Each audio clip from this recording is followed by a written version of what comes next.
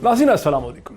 नाज़रीन, एक ऐसे वक्त में जब पाकिस्तान के वज़ीर आज़म बहुत जल्द अमेरिका जाने वाले हैं, जो अमेरिका के सदर डोनाल्ड ट्रंप से 22 तारीख को उनकी मुलाकात है, और एक ऐसे वक्त में जब इंटरनेशनल मॉनेटरी फ़ंड ने $6 बिलियन बिल आखिर पाकिस्तान को रिलीज़ कर ही दिए हैं, पाकिस्तान की कंबाइंड अपोजिशन ने ये फ़ैसला किया है पाकिस्तान की दाखिली सियासत में, उनकी रहबर कमेटी में, जहाँ बहुत सी जमातें जिसमें Pakistan Peoples Party, PMLN, National Party, ANP, Jamiat Ulema Islam, Fazlur Rahman group, सब ने मिलकर ये फ़ैसला किया है कि अब अपोजिशन में इत्तेहाद हो गया है सेनेट के चेयरमैन सादिक संजरानी को हटाने के हवाले से। रहबर कमेटी के एक कन्वीनर भी मुकर्रर हुए हैं, जनाब अकरम दुरानी साहब, जो जमीयत उलमा इस्लाम फजलुर रहमान से उनका ताल्लुक़ भी है। वो खैबर पख्तूनख्वा की प्रोविंशियल असम्बली में लीडर ऑफ द अपोजिशन भी हैं, और इससे पहले याद रहे कि 2002 से 2007 के दरमियान खैबर पख्तूनख्वा के चीफ मिनिस्टर भी रह चुके हैं।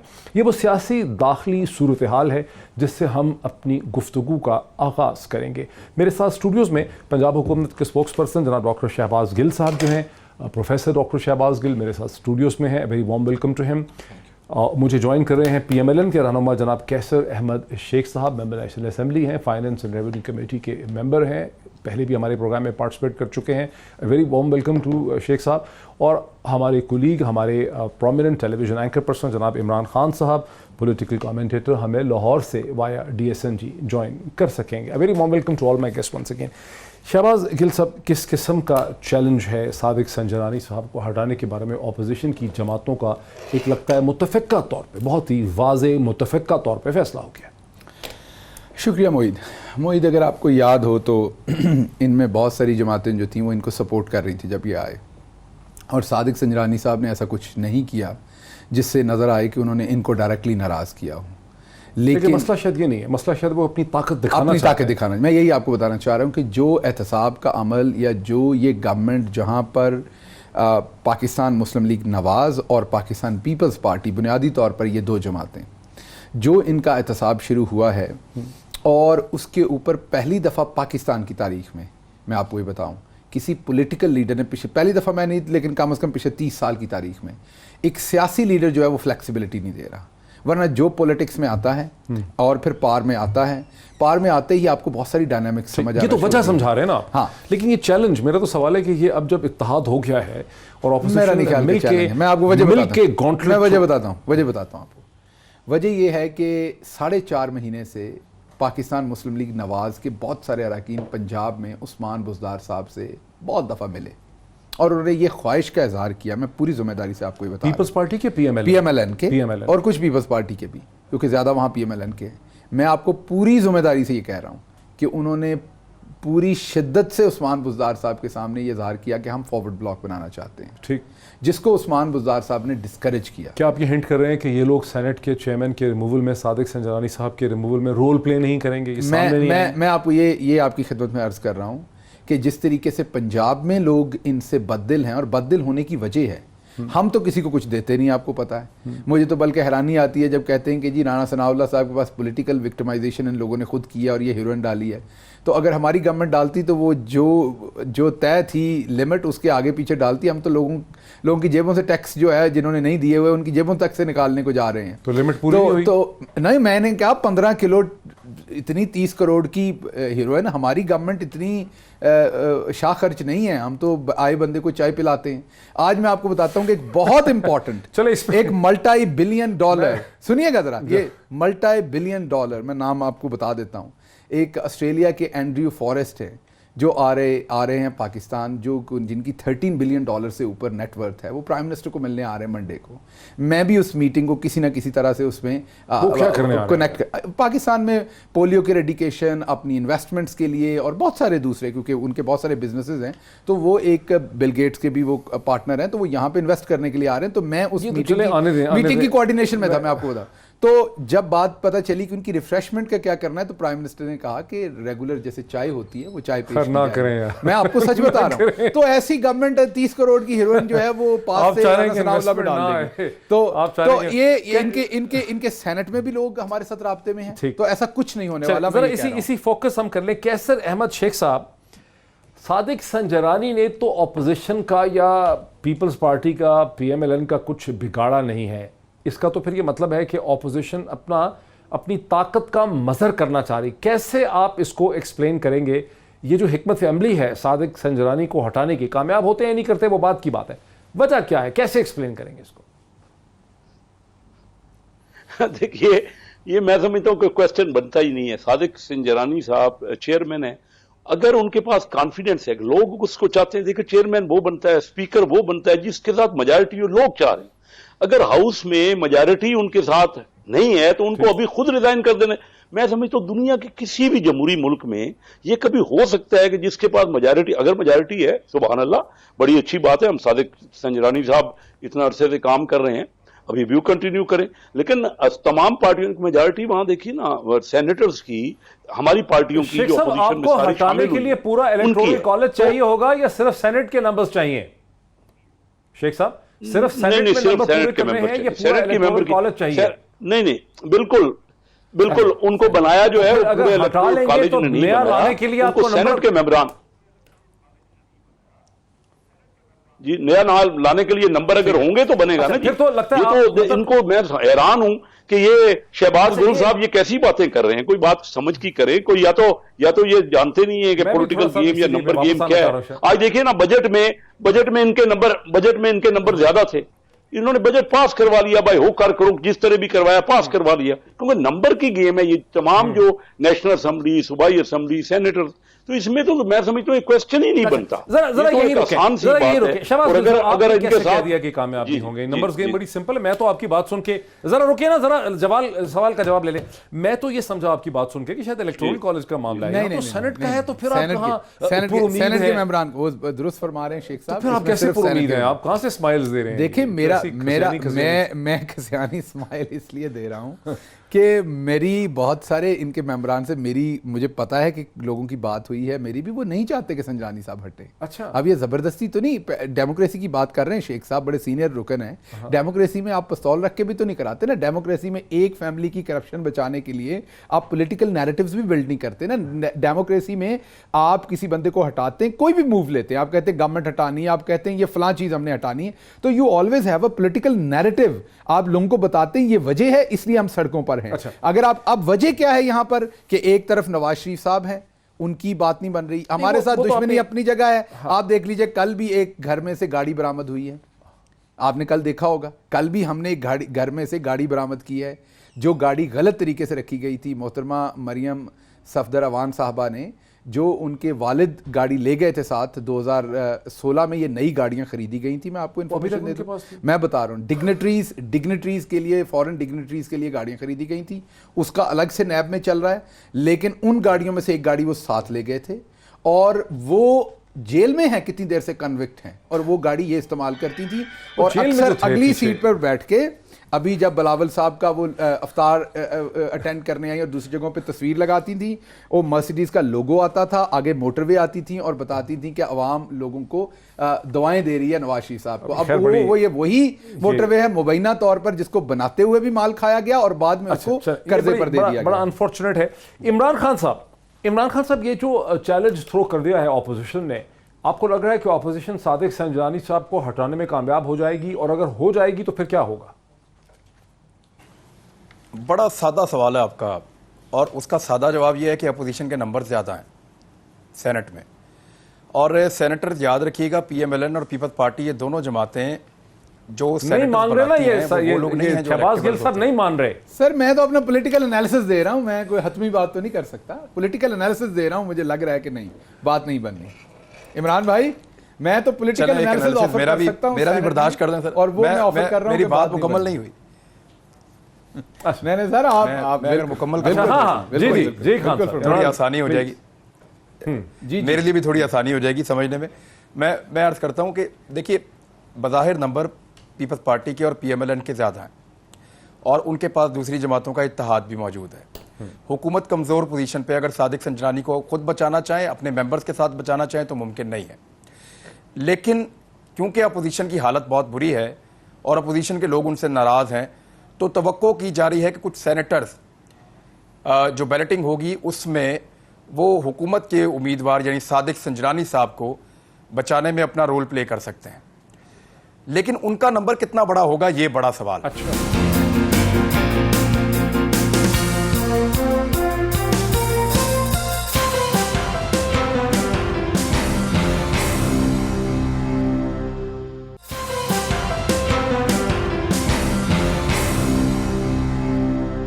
शहबाज गिल साहब, आप किस बुनियाद पे कह रहे हैं? वो नंबर्स गेम तो बड़ी सादा सी बात कर रहे हैं, इमरान खान बड़ी सादा सी बात कर रहे हैं कि अमीर लोग हैं, इनडायरेक्टली इलेक्टेड हैं, पार्टीज उनको लेकर आई हैं, कोई वजह नहीं है कि वो अपनी पार्टीज के साथ खड़े नहीं होंगे, तो चांसेस जो है एक रेबल ग्रुप के सेनेट में वो बड़े महदूद हैं, कैसे हो पाएगा ये? देखिए, इमरान ने जो एनालिसिस किया वो बड़ा मतवाजन और बहुत ही, मैं ये कहूंगा कि लॉजिकल और मंतक के बहुत करीब एनालिसिस। लेकिन आपको कोई ऐसी चीज पता है जो मंतक से बाहर है? लेकिन पाकिस्तान की पॉलिटिक्स में अक्सर कई दफा चीजें मंतक से बाहर चली जाती हैं, और अब जो कुछ हो रहा है मुल्क में आप देखेंगे, अभी तो लोग एक्सपोज होंगे, बहुत सारी चीजें मिथ्स बनी हुई हैं, बहुत सारी चीजों में मिथ्स बनी हुई हैं। अभी तो वो मिथ अभी भी पूरी नहीं टूटी, जब ये मिथ पूरी टूटी तो आपको बहुत सारे पर्दे नीचे गिरते नजर आएंगे। अच्छा। बहुत सारे लोगों का आपको ये भी पता चलेगा, मैं नाम लिए बगैर बता रहा हूं, कि उन्होंने पिछले जब भी वो हुक्मरान थे उन्होंने कभी अपने घर में खाना भी किसी को पैसों से नहीं खिलाया। 600 लोगों का खाना घर पे भी दफ्तर से बन के जाता था। आप ये कह रहे हैं ये मिथ्स गिरनी है। एक ऐसी लॉजिक है जो सिर्फ मैथमेटिक्स के अरिथमेटिक, क्योंकि मैथमेटिक्स में एक कंपोनेंट है अरिथमेटिक, 2 + 2 = 4। बिल्कुल। तो इमरान जो बात कर रहे हैं वो है 2 + 2 = 4। इमरान का तजिया किसी सूरत में गलत नहीं है, वन ऑफ द पॉसिबिलिटी वो है। ठीक है, देखिए ना, ये बड़ी फ्लूइड सिचुएशन है। लॉगरिथमिक एनालिसिस दे रहे हैं, मुझे दूसरी तरफ भी जन्नती किस्म का नजर आ रही, क्योंकि जब हमने पंजाब में गवर्नमेंट शुरू की थी, जब पंजाब में, तो पहले दिन, पहले महीने, दूसरे महीने ये लगता था कि एक मेंबर भी आपसे बात नहीं करेगा, क्योंकि ऐसा सहर था उस 10 साल की बादशाहत का। आपको शुरू में लगता था you are walking in enemies territory. ठीक है, राइट? ऐसे लगता था आपको एक पॉलिटिकल पार्टी के वर्कर के तौर पर कि जैसे आप तो बिलोंग नहीं करते उस ब्यूरोक्रेसी से। लेकिन जब लोगों ने देखा कि इनका लीडर ईमानदार है, इनका ऑब्जेक्टिव क्लियर है, ये मुल्क के लिए काम करना चाहते हैं, तो चीजें चेंज होती हैं। कैसर अहमद शेख साहब, अब ये बड़ी दिलचस्प बात है कि डॉक्टर शहबाज गिल साहब ये कहते हैं कि अरिथमेटिक की हद तक 2 + 2 = 4 + 1 = 5 + 1 = 6 की हद तक तो इमरान खान साहब का तज्जिया लॉजिकल है, मंतकी है, बड़ी सेंस है। लेकिन ऐसी भी रियलिटीज़ होती हैं जो इस अरिथमेटिक की गेम से पूरी नहीं होती। कहीं ऐसा तो नहीं है कि बहुत से अमीर लोग होंगे सेनेट में जिनकी they must be bones in the closet, यानी उन्होंने बड़ी चीज़ें ऐसी की होंगी, ऐसा ना हो कि हुकूमत उनको वो चीज़ें दिखाए और उसके बाद उनको अपनी वफादारियाँ बदलने पर वो मजबूर हो जाएं? कहीं ऐसा तो नहीं है, इसका ख़तरा तो नहीं है आपको? असल में शहबाज गिल साहब को किसी ने गलत समझाया है। देखिए, मैं आपको बताऊं कि अभी बजट हुआ है, बजट में नंबर गेम था। हमारे तकरीबन 155-60 तमाम अपोजिशन पार्टियों के मेंबर थे, कोई एक मेंबर इनके साथ नहीं गया।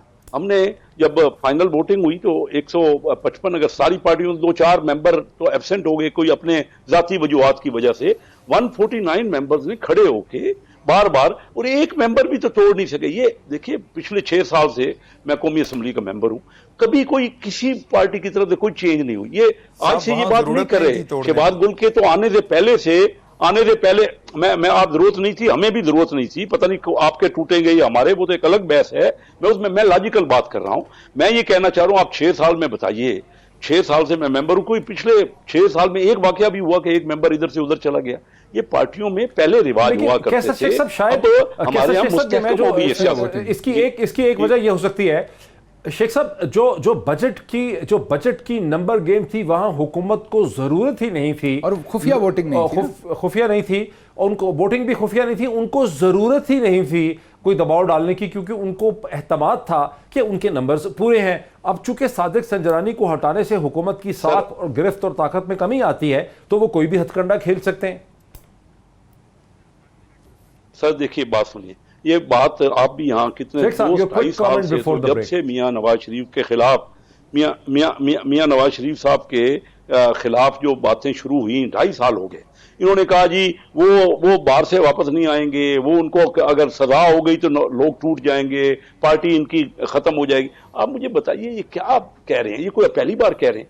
और ये अब भी इनको खुद अंदाजा हो जाएगा कुछ दिनों में ये मामला है। हम कोई किसी इंडिविजुअल के खिलाफ नहीं है, ये तो एक, अगर ये इस किस्म का गेम हमारे मुल्क में जारी रही तो आप मुझे बताइए सियासत कहाँ रहेगी? कोई किसी हर वक्त यही लोग लगे रहेंगे कि एक दूसरे के मेंबर तोड़ो, या ये लगे रहेंगे एक दूसरे की मुखालफत, या ये लगे रहेंगे कि इकानमी तबाह हो रही है।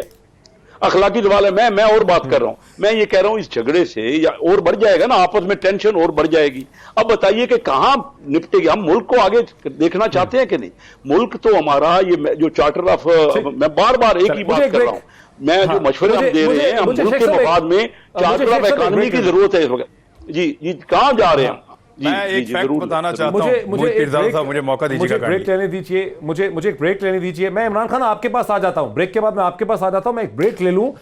लगता तो यही है कि ऑपोजिशन के पास जो मैथमेटिक नंबर गेम है वो पूरी है। तो फिर ब्रेक के बाद आते हैं, इमरान खान साहब से सवाल पूछते हैं कि सादिक संजरानी को हटाने से, उनके हट जाने से इमरान खान हुकूमत को कितना एक धचका लगेगा, उसके बाद के पॉलिटिकल डायनामिक्स के बारे में हम क्या कह सकते हैं आफ्टर द ब्रेक।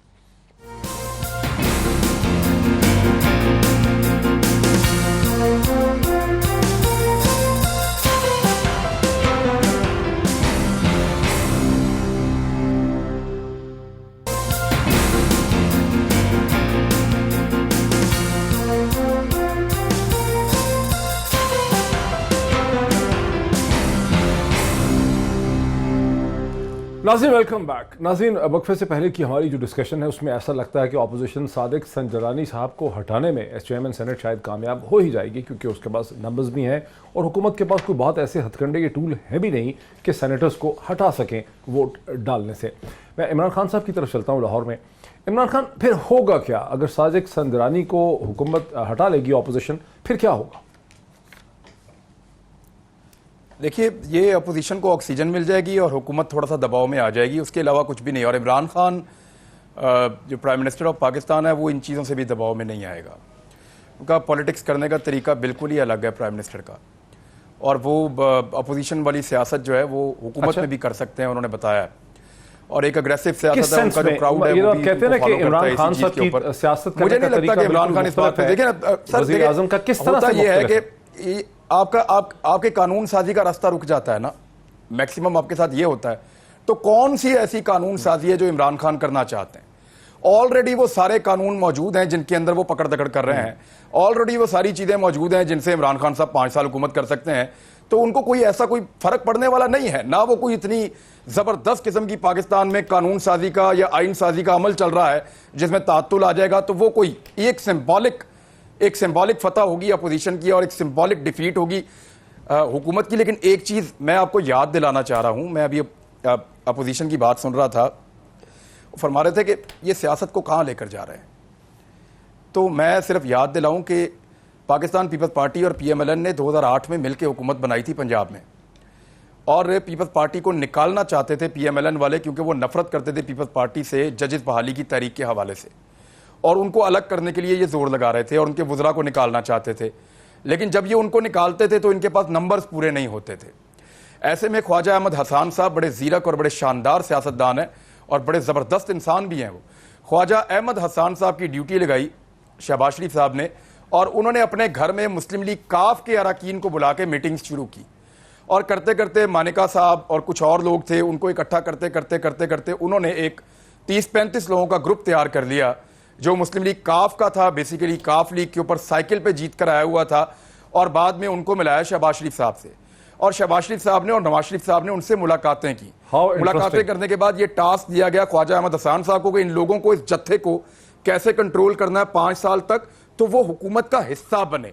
तो फॉरवर्ड ब्लॉक जो पहला बना है आमरीयत के बाद, मुशर्रफ साहब के जाने के बाद, ये तुर्रा इम्तियाज जो है वो पीएमएलएन के पास है कि उन्होंने पाकिस्तान में पहला फॉरवर्ड ब्लॉक डेमोक्रेसी के अंदर आमिर के जाने के बाद बनाया।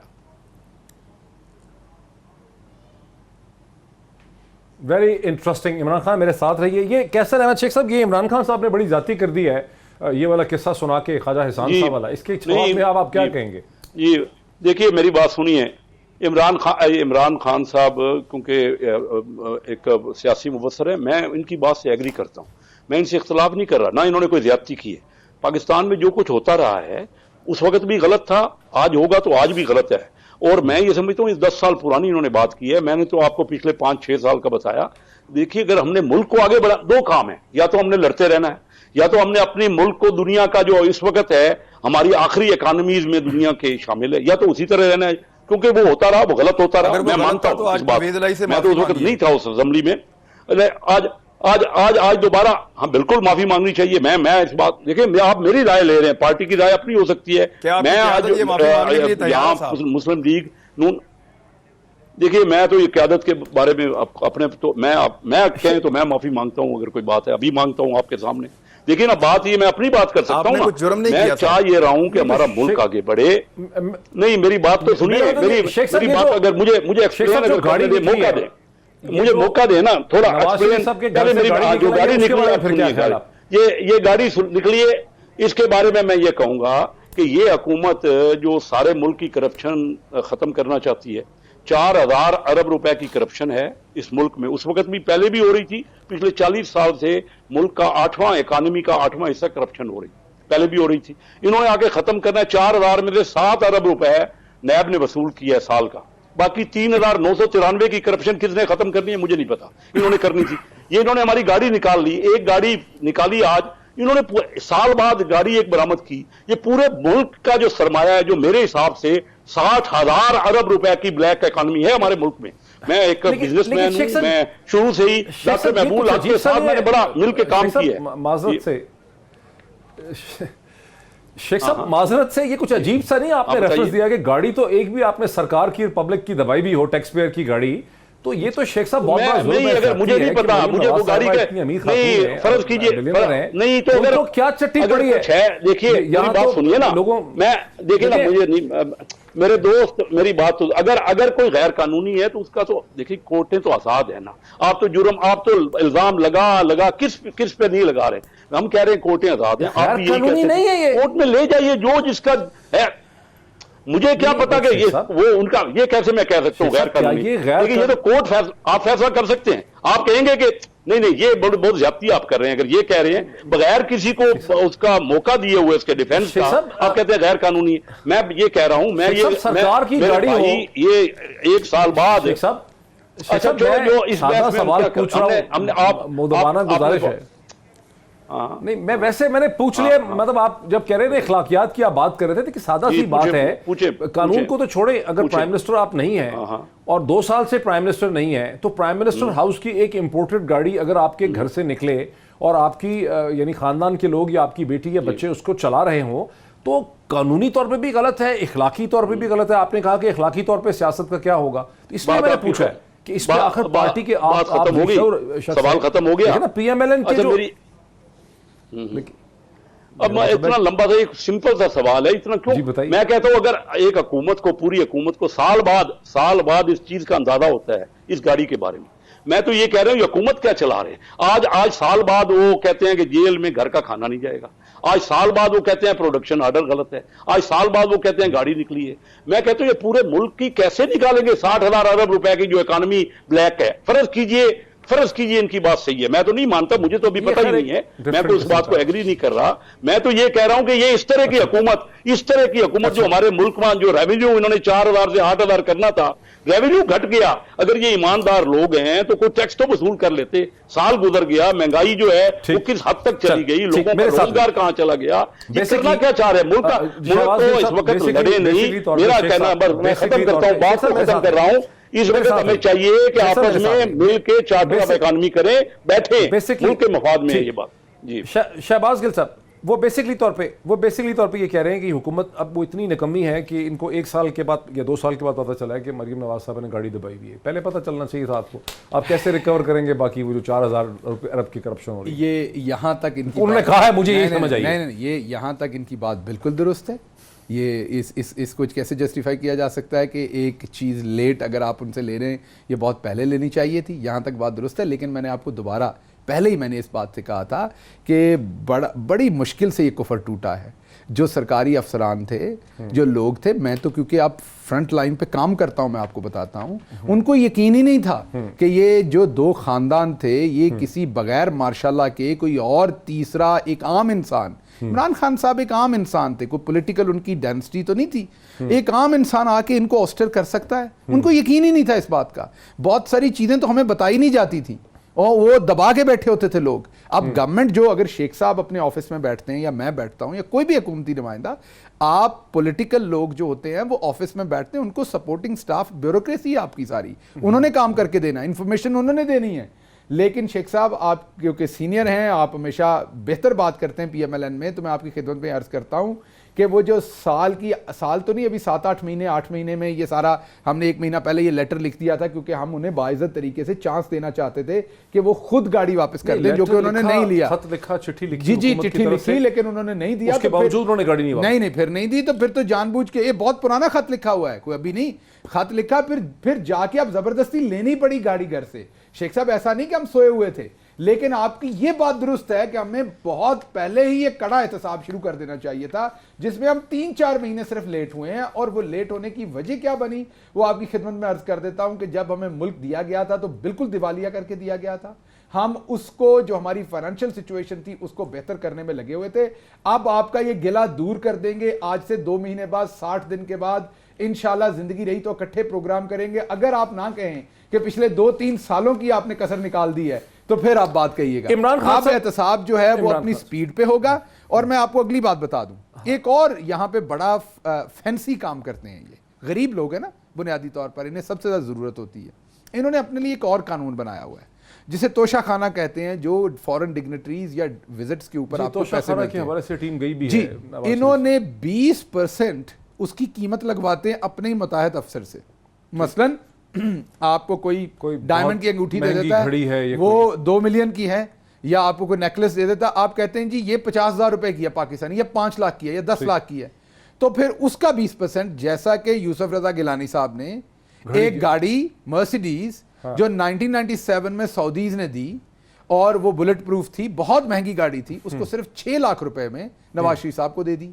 फिर एक BMW, ये मैं आपको डॉक्यूमेंटेड बातें बता रहा हूं, हवाई नहीं बता रहा। अच्छा, ये अच्छी एक एविडेंस है BMW सर, और एक लैंड क्रूजर भी इसी तरीके से दे दी। बड़ा खुद वो एक नेकलेस ले गए जो बाद में उन्हें एम्बैरेसमेंट के साथ वापस करना पड़ा। तो ये इनकी हालत है, गरीब लोग हैं सर मुझे बुनियादी तौर पर, इखलाकी तौर पर। इमरान खान, मेरे जहन में एक बात ही, इमरान खान आपकी तरफ आ रहा हूं लाहौर में, एक बहुत ही दिलचस्प मेरे जहन में सवाल इसी हवाले से उठा है, जो सारी डिस्कशन हो रही है और डॉक्टर शहबाज गिल साहब कह रहे हैं, क्या हम ये समझ सकते हैं कि इमरान खान की हुकूमत ने पब्लिक ऑफिस के कंडक्ट के जो प्रिंसिपल्स थे उनको अब यकसर बदल दिया है? अगर लोग तोशा खाना की चीज़ों को 20% देकर 1 करोड़ रुपए की चीज़ को या 10 करोड़ की चीज़ को 20% दे के 20 लाख रुपए दे के वहाँ से ले सकते थे, और बाकी सारा भी कॉन्डक्ट जो है वो बदल गया, क्या हमें एहतमाद हो सकता है कि इस प्राइम मिनिस्टर ने पब्लिक ऑफिस के कंडक्ट के रूल्स और कन्वेंशंस उनको बदल दिया? क्या ये बदल गए? देखिए, उस रास्ते पे चलने की कोशिश की है। पाकिस्तान तहरीके इंसाफ जो है वो एक पार्टी बनी है बहुत सारी पार्टियों से मिलके, उसमें वो सारे लोग हैं जो मुस्तफ़ीद होते रहे मुख्तलिफ दौरे हुकूमत में, और वो पुराने सिस्टम का हिस्सा है। इमरान खान चाहता है कि एक नया सिस्टम बने। मैंने ये क्वेश्चन भी किया था प्राइम मिनिस्टर से कि कराची में बैठा हुआ एक ब्यूरोक्रेट जो हर महीने अपने घर में 50 लाख, 60 लाख, 70 लाख, 1 करोड़ रुपया तक भी ले जाता है, वो आपकी 1 लाख की तनख्वाह पे लानत भी नहीं भेजता। वो कहता है मैं क्यों लूं ये थोड़े से पैसे, मुझे नहीं चाहिए, सही, मैं तो बहुत पैसा कमाता था, और उसने जमा भी बहुत सारा किया हुआ है। अब वो उस दफ्तर में बैठेगा जरूर, मुहीद भाई याद रखिएगा, वो उस दफ्तर में बैठेगा जरूर, तनख्वाह के लिए नहीं बैठेगा। अब वो अपने सिस्टम को वापस लाने के लिए बैठेगा, अपने सर्वाइवल के लिए बैठेगा।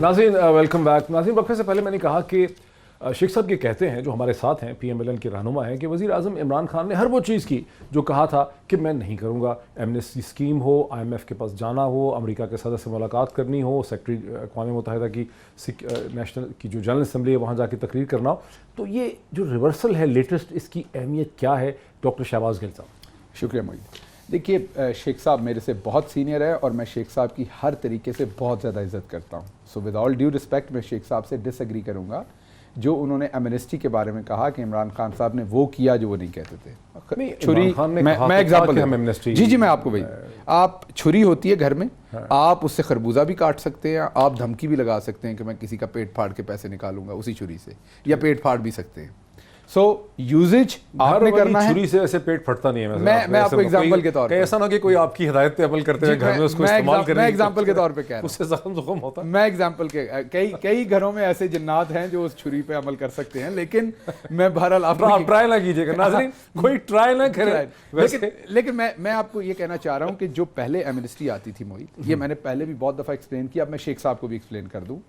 एमनेस्टी होती थी कि जी फैसलाबाद में गुजरांवाला में एक ताजिर कहता है मेरे पास 1 अरब है, हाँ जी इतना टैक्स दें आपका सारा वाइट है, पता नहीं वो 1 अरब कहाँ है, किसके पास है, किसके पास जाना है। अब ये कि जी लाइए कहाँ पैसा, इस बैंक में रखिए अकाउंट में। हाँ, ये फर्क पहले अकाउंट में रखिए, दिखाइए आपके पास पैसा है। पहले ये नहीं होता था नो कि नो इसको नो बैंक ऐसा कुछ में नहीं रखो। होता था, ना कोई बैंक का चक्कर नहीं।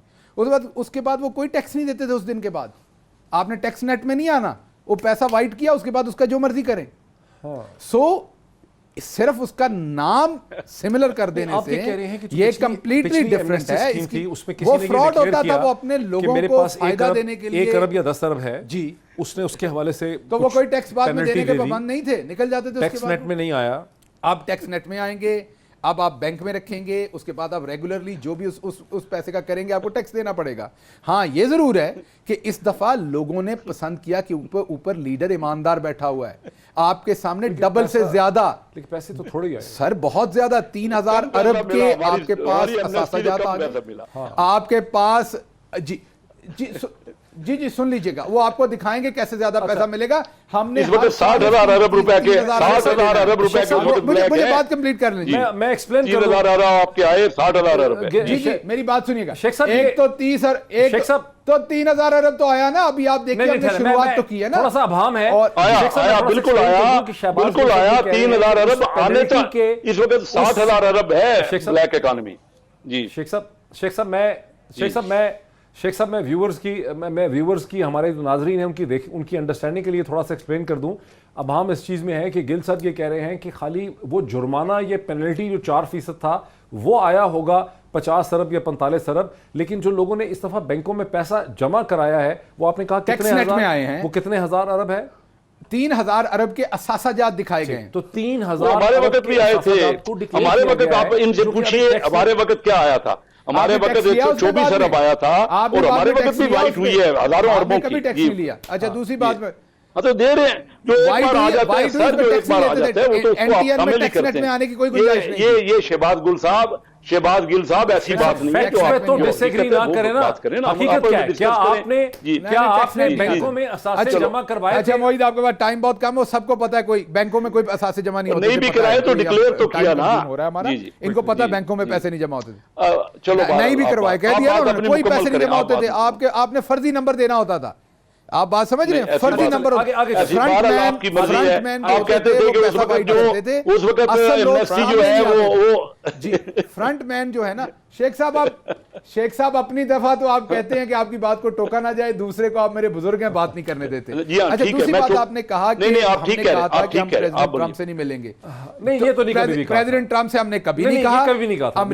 अमेरिका ये भी शेख साहब ने ज्यादती कर दी, हमने कभी ये नहीं कहा। हाँ हमने ये जरूर कहा, मैंने ये नहीं कहा, मैंने नहीं कहा ये। हम हमेशा पाकिस्तान के हमेशा शेख साहब मेरी बात अब सुन लीजिएगा, आपको उन्होंने कहा कि आईएमएफ के पास कहा, उन्होंने ये नहीं कहा। उन्होंने कहा एमनेस्टी का कहा था, आईएमएफ का कहा था। मैंने कहा कि पहले सुन लीजिएगा, नहीं गए पिछले साल सुन लीजिएगा मैंने इनडायरेक्ट टैक्स का कहा, इनडायरेक्ट टैक्स की बात की। अगर हम जो लोगों गरीब आदमियों पे टैक्स लगाए, हम अगर अमेरिका से एक्सचेंज करेंगे।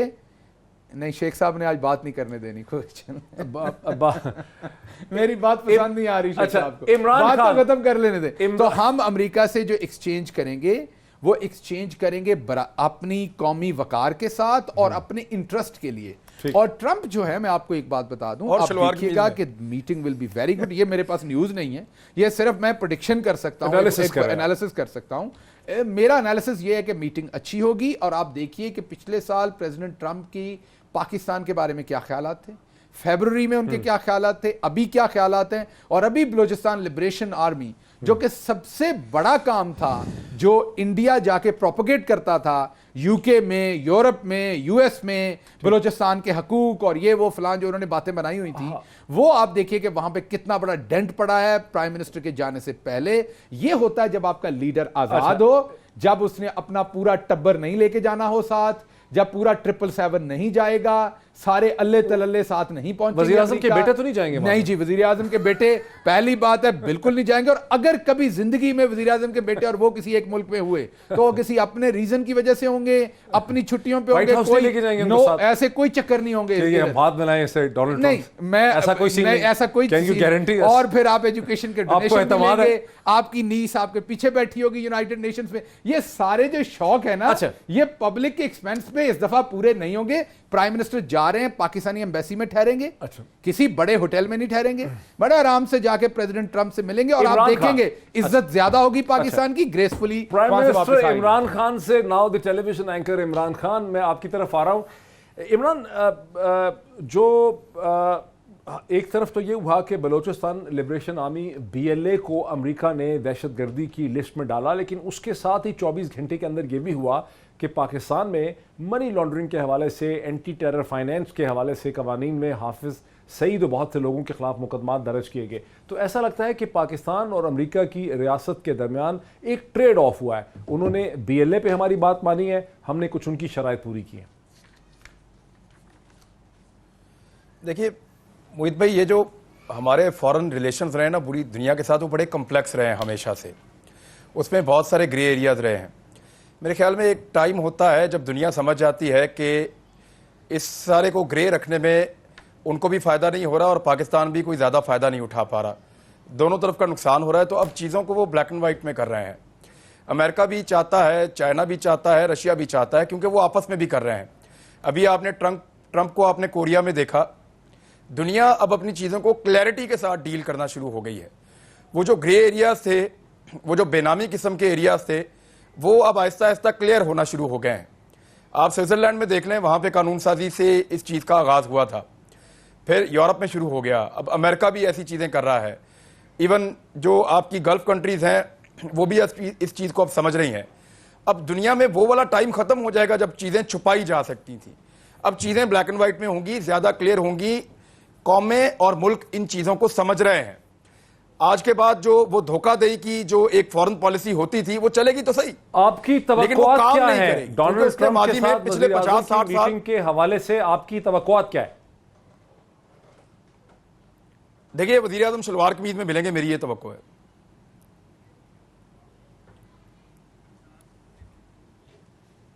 ये अच्छा लगा ये सुन के। ये बहुत और ये बहुत ही इंपॉर्टेंट बात कही है इमरान खान। इंटरेस्टिंग कमेंट है कि वज़ीर आज़म पाकिस्तान अमेरिका के सदर बात की है इमरान को शलवार कमीज में मिलेंगे। जनाब शेख साहब, आपका क्विक क्या है, आपकी एक्सपेक्टेशंस क्या है, आप क्या चाहेंगे वज़ीर आज़म इमरान खान से कि जब वो मिले डोनाल्ड ट्रंप को तो उनका एजेंडा क्या है? देखिए मैं ये चाहता हूं कि जो हमारे मुल्क और रियासत के हक में है वो जो फॉरेन पॉलिसी, वो पूरी डिबेट होनी चाहिए ना असेंबली में। मैं तो जब आप देखिए जब इंडिया ने एस्केलेशन की तो तमाम अपोजिशन ने उनको सपोर्ट की हुकूमत को। मैं ऑल आउट हर बात पे जिस तरह वो कर रहे थे ना, जो वो कहते थे कि इनडायरेक्ट टैक्स नहीं लगने चाहिए, आज सबसे ज्यादा गरीब आदमी पे बोझ 980 अरब रुपए का हो गया। मैं ये चाह रहा हूं जो मुल्क के मफाद में है डिस्कस करें, असेंबली में आए और हम ये प्रेसिडेंट ट्रंप से मिल सकते हैं, ये मोदी से मिल सकते हैं, ये शहबाज शरीफ से नहीं मिल सकते, ये कैसर अहमद शेख से नहीं मिल सकते। पहले तो आते थे मेरे पास, मिलते थे, मैं भी जा सकता हूं किसी वक्त भी जरूरत होगी। मुल्क के मफाद में इंटरेक्शन, पॉलिटिकल पार्टियों का एक दूसरे से रवाबित, हम कोई दुश्मन नहीं है, हम एक ही मुल्क के लोग हैं, हम मुल्क से सिंसियर हैं, रियासत से सिंसियर हैं। हमारे जमाने में देखिए ना, जो हमने बिजली 13,000 दी मेगावाट, उसका आप बताइए कि ये उसके अलावा जो कराची की लॉ एंड ऑर्डर की सूरत हाल थी। देखिए हम सबको जो तनकीद होती है अपोजिशन का, आप जब कहेंगे मिल लेंगे, लेकिन ये जो लोग गाड़ियां चोरी करते हैं सरकार की, ये जो लोग मोहम्मद आकिल के नाम पे, मोहम्मद मकसूद के नाम पे टीटियां लगाते हैं जाली नामों पे, मोदी साहब मोदी ये काम नहीं करता, ट्रंप ये काम अपने मुल्क के साथ नहीं करता। बहुत ही दिलचस्प गुफ्तगू है। ट्रंप ये काम अपने मुल्क के साथ नहीं करता। ये जो क्रॉस फायर है आप इंडियन बिल्कुल खत्म हो गया। ये क्रॉस फायर बहुत इंटरेस्टिंग। शेख साहब आपसे मिल लेंगे। शेख साहब वक्त मेरा खत्म हो गया, शहबाज गिल का वक्त मेरा खत्म हो गया। शहबाज गिल साहब का, शेख साहब का बहुत शुक्रिया। नाज़रीन, वक्त हमारा बिल्कुल ख़त्म हो गया और इस इख्तिताम में इतना कहूँगा कि सारी डिस्कशन आपने देखी। एक बात बहुत ही दिलचस्प की है टेलीविज़न एंकर इमरान खान ने कि वज़ीर आज़म इमरान खान जब मिलेंगे डोनाल्ड ट्रंप से तो ये उम्मीद रखते हैं कि वो शलवार कमीज़ में मिलेंगे। मुझे भी ऐसा ही लग रहा है कि पहली दफ़ा पाकिस्तान का कोई prime minister head of the state जो है वो अमेरिका के सदर से शलवार कमीज़ में मिलेगा। नाज़रीन आज इतना ही, फिर आपसे मुलाकात होती। बहुत शुक्रिया।